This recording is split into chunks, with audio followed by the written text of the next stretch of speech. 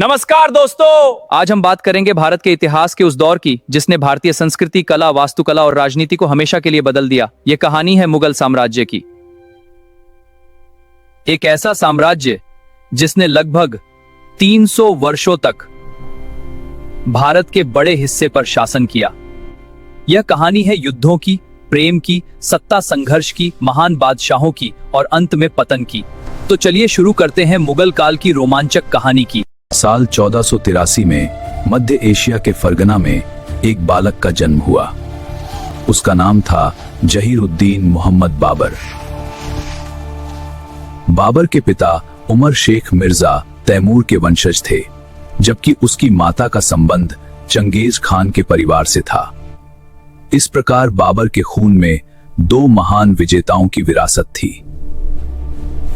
लेकिन उसका बचपन आरामदायक नहीं था। 1494 में बाबर के पिता की अचानक मृत्यु हो गई। तब बाबर केवल 12 वर्ष का था और फिर उसे इतनी छोटी उम्र में फरगना की गद्दी संभालनी पड़ी है। फरगना के चारों ओर दुश्मन थे तथा रिश्तेदार भी सत्ता हथियाने की कोशिश कर रहे थे। बाबर का सबसे बड़ा सपना था समरकंद जीतना। समरकंद उस समय मध्य एशिया का सबसे समृद्ध और प्रतिष्ठित शहर था। 15 साल की उम्र में बाबर ने समरकंद पर कब्जा कर लिया। लेकिन उसकी खुशी ज्यादा दिन नहीं टिक सकी। कुछ ही महीनों में बाबर ने समरकंद को भी खो दिया और अपना फरगना राज्य भी।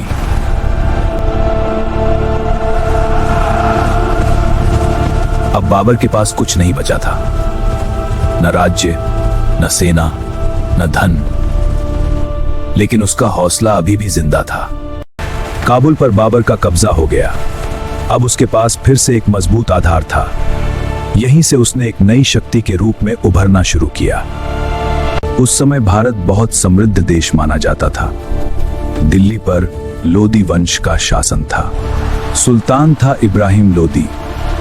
लेकिन उसके कई सरदार उससे नाराज थे। उन्होंने बाबर को भारत आने का निमंत्रण दिया। बाबर ने इसे एक अवसर के रूप में देखा। उसने भारत पर कई छोटे आक्रमण किए और पंजाब तक पहुंच गया। अब वह दिल्ली जीतने के लिए तैयार था।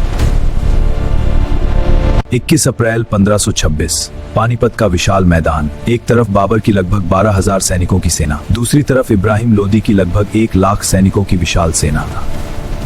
संख्या के हिसाब से बाबर बहुत कमजोर था, लेकिन उसके पास एक ऐसी चीज थी जो भारतीय सेनाओं के लिए नई थी, तोपखाना। इब्राहिम लोदी युद्ध में मारा गया और बाबर ने शानदार जीत हासिल की। यहीं से भारत में मुगल साम्राज्य की शुरुआत हुई।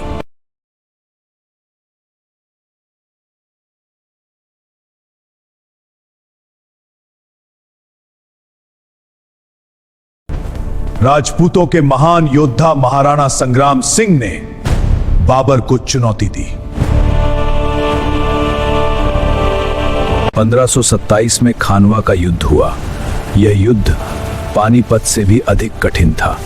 राजपूतों ने बहादुरी से लड़ाई लड़ी, लेकिन बाबर की रणनीति और तोपों ने फिर कमाल कर दिया।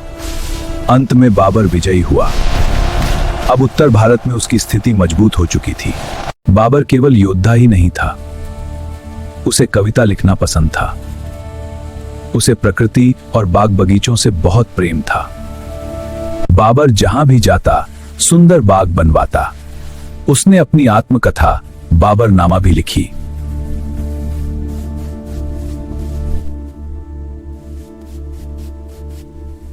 इस पुस्तक में उसने अपनी जीत, हार, भावनाएं और जीवन के अनुभवों का विस्तार से वर्णन किया है। इसी कारण इतिहास बाबर को एक संवेदनशील और शिक्षित शासक भी मानते हैं। वाई हिस्टोरियस विमर्शकार में मनबियासो ने कहा जाता है कि उसने अपने पुत्र हुमायूं की जान बचाने के लिए ईश्वर से प्रार्थना की थी।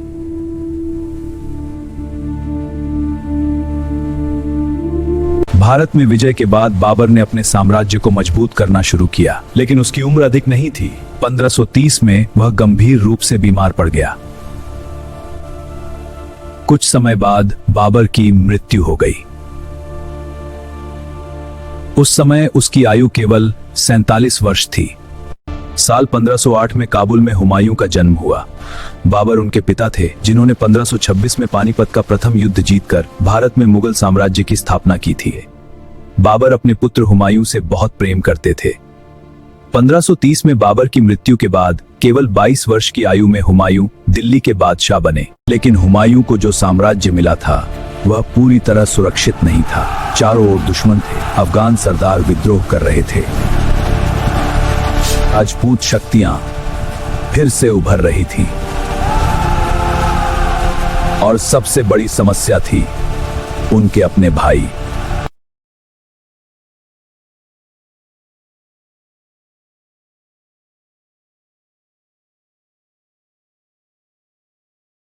उस समय बिहार में एक अफगान सरदार तेजी से शक्तिशाली बन रहा था।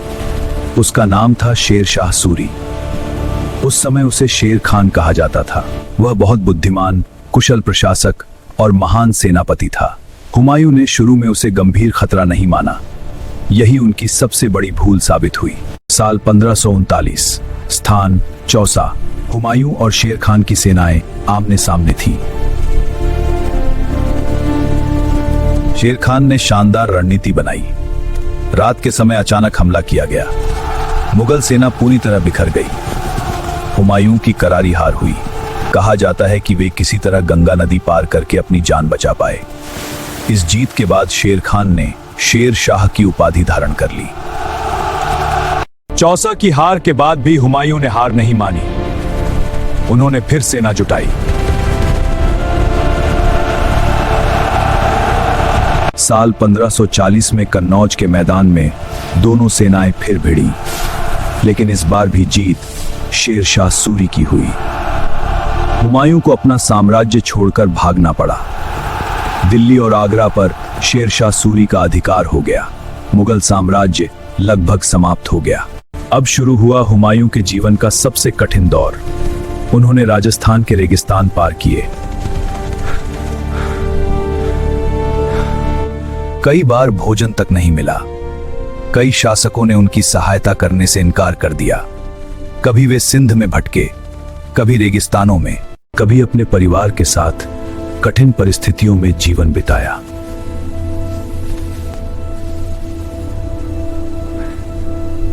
इसी दौरान उनकी पत्नी हामिदा बानू बेगम ने एक पुत्र को जन्म दिया। यह बालक आगे चलकर महान सम्राट अकबर बना। कई वर्षों तक भटकने के बाद हुमायूं फारस पहुंचे। वहां के शासक शाह थमसब प्रथम ने उनकी सहायता की। शाह तैमास प्रथम ने हुमायूं की मदद की। उन्हें सैनिक और संसाधन दिए गए। अब हुमायूं के पास फिर से अपनी खोई हुई सत्ता पाने का अवसर था। हुमायूं ने सबसे पहले कंधार और काबुल पर अधिकार किया। धीरे धीरे उनकी शक्ति बढ़ने लगी। उधर भारत में शेर शाह सूरी की मृत्यु हो चुकी थी। सूरी साम्राज्य कमजोर पड़ने लगा। हुमायूं ने इस अवसर का लाभ उठाया। 1555 में हुमायूं ने दिल्ली की ओर कूच किया। मुगल सेनाओं ने कई महत्वपूर्ण जीत हासिल की। आखिरकार दिल्ली और आगरा फिर से मुगलों के अधीन आ गए। लगभग 15 वर्षों के लंबे संघर्ष के बाद हुमायूं ने अपना खोया हुआ साम्राज्य वापस पा लिया। यह उनकी सबसे बड़ी उपलब्धि थी। लेकिन किस्मत ने एक बार फिर उनके साथ खेल खेला। 1556 में दिल्ली के पुराना किला स्थित पुस्तकालय की सीढ़ियों से उतरते समय उनका पैर फिसल गया। कुछ दिनों बाद उनकी मृत्यु हो गई। उन्होंने केवल कुछ महीनों के लिए ही पुनः सत्ता का आनंद लिया था। अकबर का बचपन राजमहलों में नहीं बीता। वे युद्धों, भागदौड़ और असुरक्षा के माहौल में बड़े हुए। कहा जाता है कि अकबर पढ़ना लिखना नहीं सीख पाए, लेकिन उनकी याददाश्त और बुद्धिमत्ता असाधारण थी। 1556 में हुमायूं की मृत्यु हुई। तब उस समय अकबर मात्र 13 वर्ष के थे। इतनी कम उम्र में उन्हें मुगल साम्राज्य की गद्दी पर बैठा दिया गया। राज्य की जिम्मेदारी फिलहाल उनके संरक्षक बैरम खान ने संभाली। दिल्ली पर उस समय हेमू का नियंत्रण था।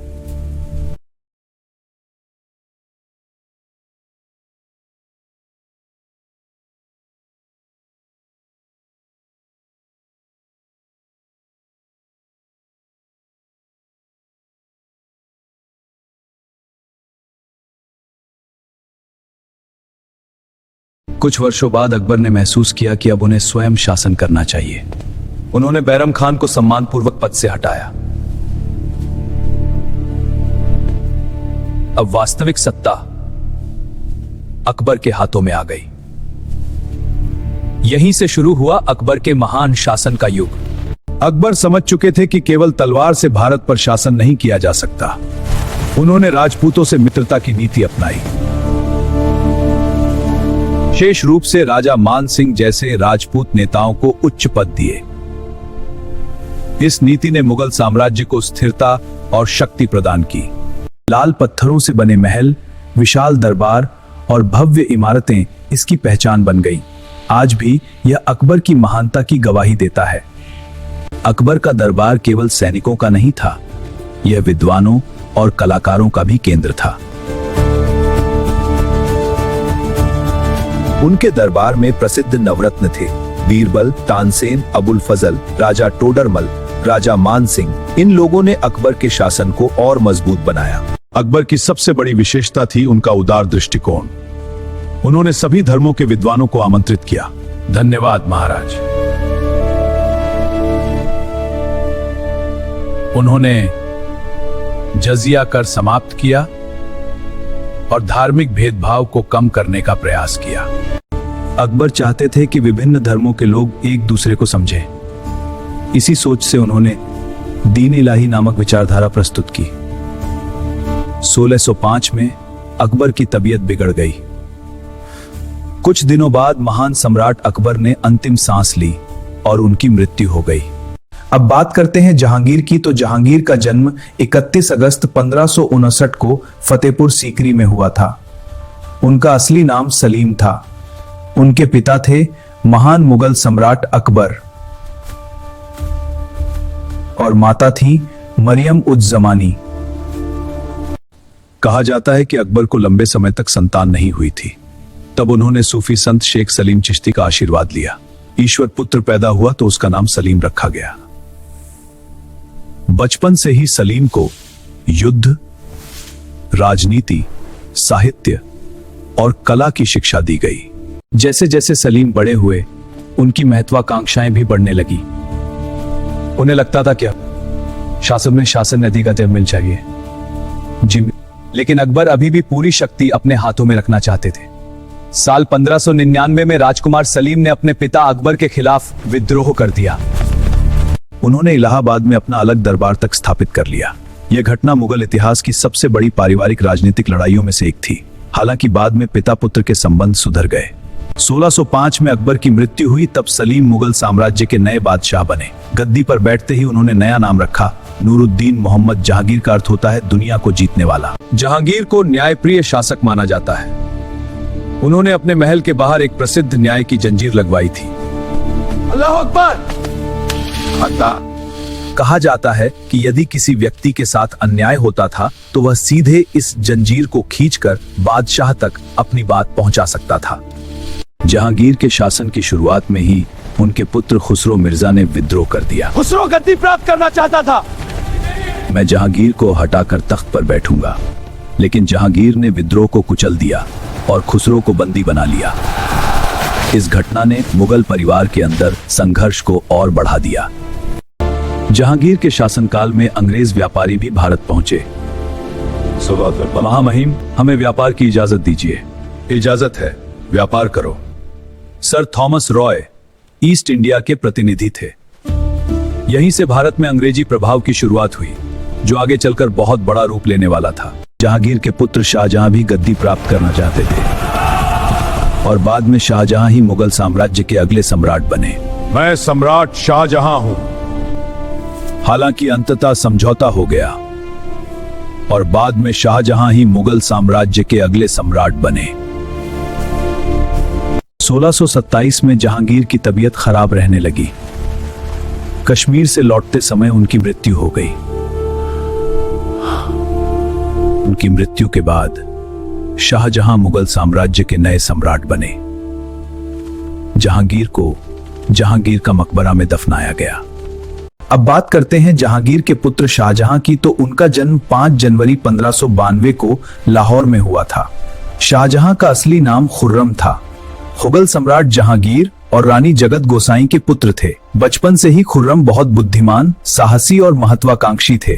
उनके दादा अकबर भी उनसे बहुत प्रभावित थे, बता रहा है शाहविते फूलवादवाड़ो तिलेगी। राजकुमार खुर्रम को युद्ध कला, प्रशासन और राजनीति की विशेष शिक्षा दी गई। खुर्रम मेवाड़ और दक्कन के अभियानों में शानदार प्रदर्शन किया। उनकी बहादुरी से प्रभावित होकर जहांगीर ने उन्हें शाहजहां की उपाधि दी, जिसका अर्थ है दुनिया का राजा। साल 1607 में शाहजहां की मुलाकात अर्जुमंद बानो बेगम से हुई। दोनों एक दूसरे को पसंद करने लगे। 1612 में उनका विवाह हुआ। के बाद अर्जुमंद बानो को मुमताज महल की उपाधि मिली। मुमताज केवल शाहजहां की पत्नी ही नहीं थी, बल्कि उनकी सबसे भरोसेमंद सलाहकार भी थी। कहा जाता है कि शाहजहां मुमताज से बेहद प्रेम करते थे और उन्हें हर अभियान में अपने साथ रखते थे। शाहजहां का शासन मुगल साम्राज्य का स्वर्ण युग माना जाता है। साम्राज्य आर्थिक रूप से समृद्ध था, व्यापार बढ़ रहा था, राजकोष धन से भरा हुआ था। शाहजहां ने प्रशासन को मजबूत किया और साम्राज्य की सीमाओं को सुरक्षित रखा। 1631 में दक्कन अभियान के दौरान मुमताज महल ने अपने 14वें बच्चे को जन्म दिया। प्रसव के दौरान उनकी मृत्यु हो गई। कई दिनों तक वे सार्वजनिक रूप से दिखाई नहीं दिए। उनके बाल सफेद होने लगे और वे गहरे शोक में डूब गए। मुमताज की याद में शाहजहां ने एक ऐसा मकबरा बनाने का निर्णय लिया जो दुनिया में अद्वितीय हो। यहीं से शुरू हुआ ताजमहल का निर्माण। ताजमहल के निर्माण में लगभग 22 वर्ष लगे।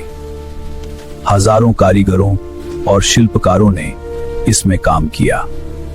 सफेद संगमरमर, कीमती पत्थर और शानदार नक्काशी ने इसे दुनिया की सबसे सुंदर इमारतों में शामिल कर दिया। आज ताजमहल प्रेम का प्रतीक माना जाता है। शाहजहां केवल ताजमहल के लिए ही प्रसिद्ध नहीं है, उन्होंने कई भव्य इमारतें बनवाई। इनमें प्रमुख हैं लाल किला, जामा मस्जिद, दीवान ए खास, दीवान ए आम। इन निर्माणों ने मुगल वास्तुकला को नई ऊंचाइयों तक पहुंचाया। शाहजहां के 4 प्रमुख पुत्र थे, दारा शिकोह, शुजा, औरंगजेब, मुराद बख्श। 557 में शाहजहां गंभीर रूप से बीमार पड़ गए। यह खबर फैलते ही चारों राजकुमारों में सिंहासन के लिए युद्ध शुरू हो गया। औरंगजेब ने दारा शिकोह को 1658 में औरंगजेब ने दारा शिकोह को पराजित कर दिया। औरंगजेब ने सत्ता पर कब्जा कर लिया। उसने अपने पिता शाहजहां को आगरा के किले में कैद कर दिया। आगरा किला में शाहजहां ने अपने जीवन के अंतिम 8 वर्ष बिताए। कहा जाता है कि वे अपनी खिड़की से दूर स्थित ताजमहल को निहारते रहते थे। 22 जनवरी 1666 को शाहजहां की मृत्यु हो गई। उनकी आयु 74 वर्ष थी। 1658 में औरंगजेब ने स्वयं को मुगल सम्राट घोषित कर दिया। उसने लगभग 39 वर्षों तक शासन किया, जो मुगल इतिहास के सबसे लंबे शासनकालों में से एक था। औरंगजेब ने साम्राज्य का विस्तार तो किया, लेकिन लगातार युद्धों के कारण मुगल खजाने पर भारी बोझ पड़ा। इस शासनकाल में कई विद्रोह भी हुए, जिनमें शिवाजी महाराज और मराठों का संघर्ष सबसे महत्वपूर्ण था। दोस्तों, मुगल साम्राज्य केवल एक राजवंश नहीं था, बल्कि भारतीय इतिहास का एक महत्वपूर्ण अध्याय था। उन्होंने भारत को शानदार इमारतें दी, नई प्रशासनिक व्यवस्था दी, कला और संस्कृति को बढ़ावा दिया। लेकिन सत्ता संघर्ष, धार्मिक विवाद, क्षेत्रीय शक्तियों का उदय और विदेशी आक्रमणों ने इस विशाल साम्राज्य को धीरे धीरे समाप्त कर दिया। आज भी ताजमहल, लाल किला और अनेक ऐतिहासिक स्मारक मुगल काल की याद दिलाते हैं। अगर आपको यह कहानी पसंद आई हो तो वीडियो को लाइक करें, चैनल को सब्सक्राइब करें और कमेंट में बताएं कि अगली कहानी आप किस विषय पर सुनना चाहते हैं। धन्यवाद।